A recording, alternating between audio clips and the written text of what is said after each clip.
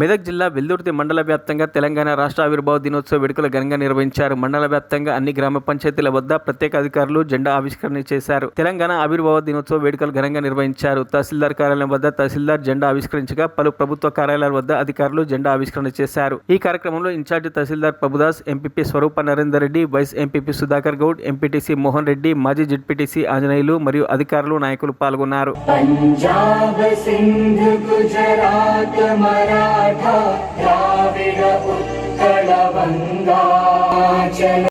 తహసీల్దార్ వెల్దుర్తి మండల్ మరి ఈనాడు మరి ముఖ్యంగా దశాబ్ది ఉత్సవాల్లో భాగంగా మరి తెలంగాణ రాష్ట్రం మన కళల సహకారం ఎందరో మంది అమరులు వారు ప్రాణ త్యాగం చేయడం వల్ల బలిదానాల వల్ల ఎందరో మహావీరులు వారు వారి కళల వల్ల వారి రచనల వల్ల ప్రజలను ప్రేరేపించి ఒక సొంత రాష్ట్రం కావాలి, మాకు నీళ్లు నిధులు నియామకాలు అనే దానిపైన కొట్లాడి రాష్ట్రాన్ని సాధించుకున్నారు. మరిన్ని అప్డేట్స్ కోసం మా ఛానల్ని సబ్స్క్రైబ్ చేయండి.